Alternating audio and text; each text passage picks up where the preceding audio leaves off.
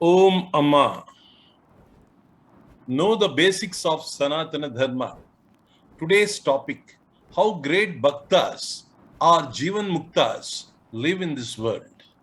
Moksha, Part 4, Episode 35 by Chandrasekhar J.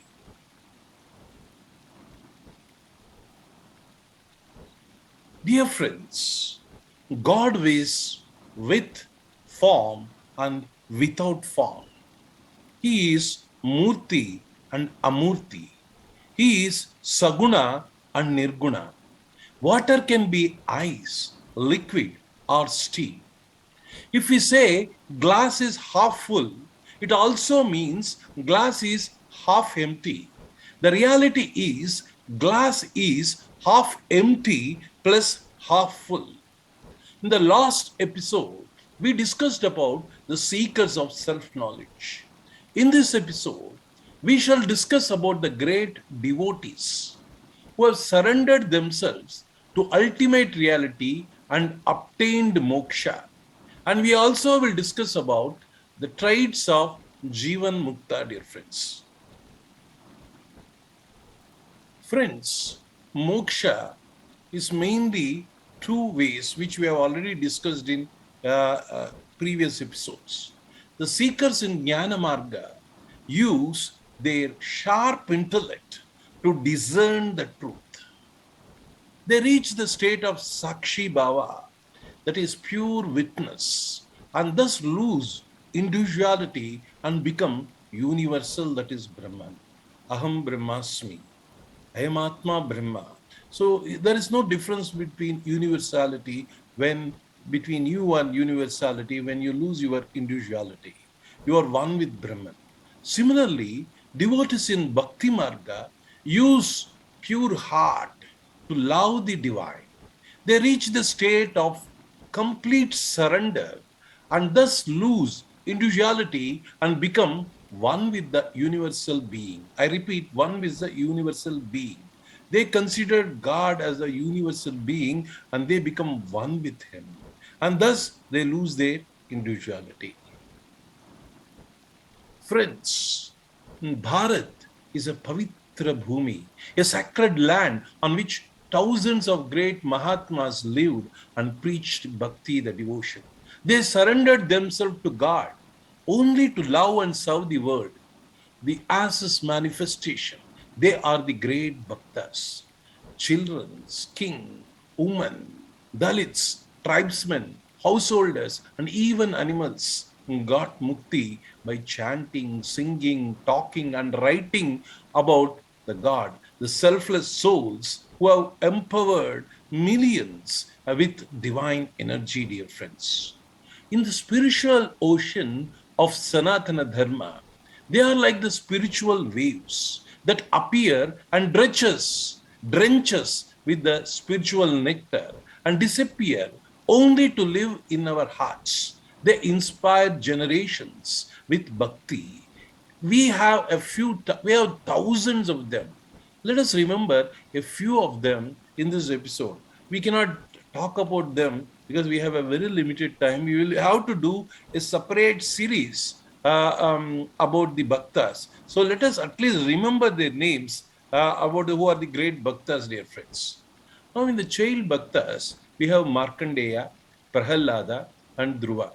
Markandeya was saved from the Lord of Death by Lord Shiva himself. And you know the Prahalada story. He was always thinking about Hari, Hari, Hari, Hari, and Hari only, and how he was saved. Dhruva wanted the highest post, and even today, God has given him the Dhruva star is there, and it is the highest post. He gave him the liberation also. We have women bhaktas. Radha Rani and Gopikas of Brindavan. We need not mention about them. Their complete surrender to Lord Krishna. They never felt they are separate from Lord Krishna. And Shabari waited for Sri Rama to come, and Rama gave her the mukti and even performed her last rites. Andal, who merged in Lord, Avayar, Mirabai, Akka Mahadevi, who considered Shiva as her own husband and left everything, went all the way to Sri Sailam and merged with the divine.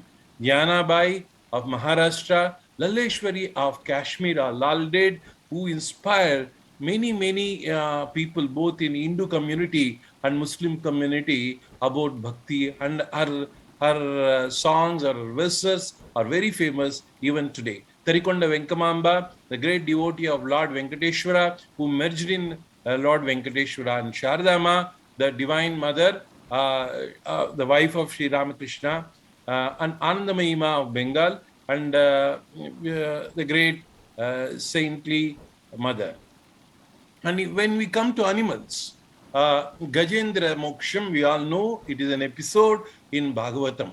The king elephant who got mukti from the samsara by Vishnu himself coming in rescue of the Gajendra. The spider, snake, and elephant at Sri Kalahasti, they worshipped Lord Shiva in Kalahasti and they got mukti. Jatayu, squirrel, and not to forget about Shiva Avatara Hanumanji in Ramayana. For Jatayu, Rama himself has done the last rites. And squirrel, you know the appreciation that Rama gave. And Hanumanji, we did not mention, we all know about the greatness of Hanumanji. Dear friends, now if we come to Dalit saints, Tiruppan Alvar was carried on his shoulders by the head priest of Srirangam and made him to see the divine. That's a beautiful story. Nandanar is one of the 63 Nainars of Tamil Nadu, who is from Dalit community, who has been worshipped as one of the great Nainars. Alvars and Nainars of Tamil Nadu, 12 Alvars and 63 Nainars of Tamil Nadu, they are all great Shiva and Vishnu Bhaktas who obtained moksha, and we don't have time to really discuss about them. We will do a separate series about them. Tiruvalluvar, again from Tamil Nadu, details are not known, but they say he is from what is it called? There is a Paraya background for Tiruvalluvar, and some people deny it. There are various things, but he has done a great work, Tirukkural, which is considered to be one of the Vedas in Tamil Nadu. Ravidas, guru of Mirabai, is from Dalit community, and Kabir, we all know, both Hindus and Muslims were devotees of him. He was grown up by a Muslim couple, and you all know about the greatness of Kabir. And Gora Kumbha, the potter, and Namdev, the great saint of Maharashtra, Chokka Mela, the great saints of Maharashtra. There are so many people are there. Here we don't have, we are not talking about them, dear friends, only because of lack of time. Namakirtana saints from Narada, Tyagaraja, Kanakadasa, Purandaradasa, Annamaya, Ramadas, Tukaram, Tulasidas, Shankardev of Assam, Chaitanya Mahaprabhu, Suradas, who was blind and was completely singing about divine Rama. And this is how the Namakirtana saints have really empowered the whole India with the divine energy, dear friends. And tribal saints from sage Valmiki to Kannappa. Kannappa gave his own eyes to the Lord of Sri Kalahasti, and he was considered as one of the 63 Nayanas, dear friends. The kingly saints from King Ambarish to Kulasekara Alvar. So Ambarish was a great Bhakta, and Lord Vishnu was always protecting him through Sudarshan Chakra, and that's how we have a good episode in Mahabhagavatam. Dear friends, there are other great saints like Adi Shankara, Ramanuja, Madhvacharya, Vallabhacharya, Guru Nanak, Basava, Jnaneshwar, Eknath, Raghavendra Swami, Swami Narayan, Samartha Ramdas, Shirdi Sai Baba, Narayana Guru, and Swami Vivekananda. These are only the few saints which I am naming here, but we have galaxy of saints who obtained liberation both by Jnana and Bhakti. Though, in case of Adi Shankara, he advocated both Jnana and Bhakti, and Ramanjana, he wrote Vedanta Bhashya. At the same time, he encouraged the Bhakti Marga. Similarly, Madhvacharya, Vallabhacharya, and other people, dear friends. Now let us discuss about the Jivan Mukta. The Jivan Mukta is while living you are liberated. That's what we discussed in the previous episode. Now in Gita, in second chapter, 71st sloka, Lord Krishna says, Vihaya kaman yeh sarvan pumascharati nishpruha nirmamo nirhankaraha shashanti adigachati. Um, This is what Lord Krishna says. The person who gives up all desires and moves freely without a sense of I and mine obtains a state of perfect tranquilness. This is what in Gita, the Lord Krishna was telling. In the next sloka, he calls this as a Brahmasthiti. That he says, when a person is established in this Brahmasthiti, even at the death, he reaches the Brahma Nirvana. That is what he says in that shloka in 2.72 in the next shloka. So this is the Brahmasthiti, this is the Brahma Nirvana, this is the Jivan Mukta state. So the I and mind should be renounced, there should be no desires, we should transcend all the happiness and sorrow, dear friends. These are the one of the prime traits of Jivan Mukta. In the 55th and 56th sloka, Krishna describes about the Sthita Prajna Lakshana, which again are the traits of Jivan Mukta.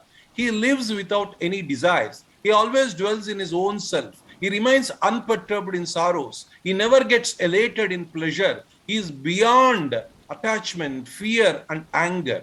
He is stable and of tranquil mind. Not only here in the 12th chapter, again, Krishna describes the qualities of the Bhakta, and almost these qualities again are similar to the Jivan Mukta qualities.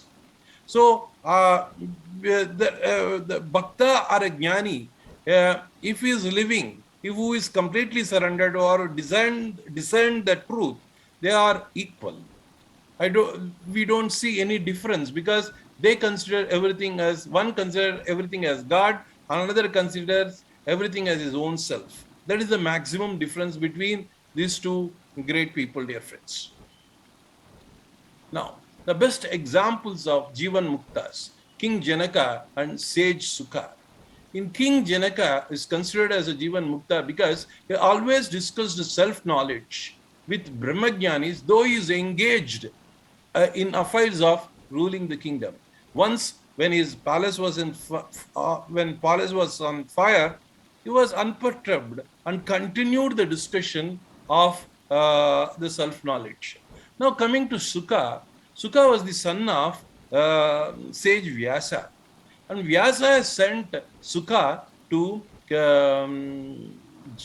King Janaka to learn self-knowledge.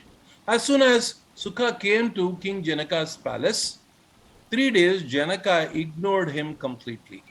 Next 3 days, he was subjected to royal pleasures by Janaka. Then he was asked to go around the palace with the vessel filled with milk up to the brim without spilling it down. Dear friends, in all the 3 tests, Sukha passed. And he then, after knowing that he is a Jivan Mukta, formally King Janaka gave him the self-knowledge. Sukha taught Bhagavatam to Parikshit. You should understand Bhagavatam is one of the greatest treatise on bhakti, the devotion. So Sukha is a Jnani as well as a great Bhakta.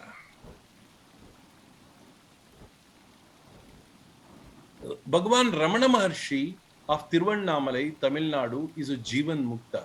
After his realization, he taught Vichara Marga, the self-inquiry, to the spiritual aspirants. He was a great Bhakta who became a great Jnani afterwards. People call him as an avatara of Subramanya. His lifespan was 1879 to 1850, dear friends. Sri Ramakrishna Paramahamsa, a great saint, considered as an avatar, a humble devotee of Kali, a temple priest who practiced all religions and apt in both Nirguna and Saguna Sadhana, who chiseled Great personalities like Swami Vivekananda and above all Jivan Mukta, his lifespan 1836 to 1886. There are thousands of great souls, Jivan Muktas, who walked on this land of Bharat, both Jnanis and great Bhaktas, and who remain as a source of inspiration for all of us, dear friends. Now, let me talk about my Guru, Mata Amrutanandamayi Devi. Millions call her Amma, the mother of love. Lakhs call her Guru, the spiritual master of the world. Thousands call her as Avatar, Krishna, Kali, and Jesus. Thousands left their home, inspired by her to serve humanity and seek self knowledge from her. Some call her fraud or woman of deception. A few even tried to finish her. She faced every kind of slander in her life, dear friends. Yet she remains unperturbed when praised or slandered. Works 22 hours a day, sleeps very little, eats very little, solaces millions of people with motherly hug, imparts the self knowledge to thousands, travels around the globe sharing the divine love, manages global network of charities and institutions like a micromanager. One moment she plays with kids, next moment she discusses with research scholars. She studied up to fourth class, yet speaks in the world forums like United Nations, etc. Dear friends. She leads others by her actions, be it environment, women empowerment, or any social issues. She is divine love in human form, a Jivan Mukta par excellence, dear friends. Om Gurubhyo Namaha. ओम लोकाः समस्ताः सुखिनो भवन्तु. ओम शांति शांति शांति. ओम श्री गुरुभ्यो नमः.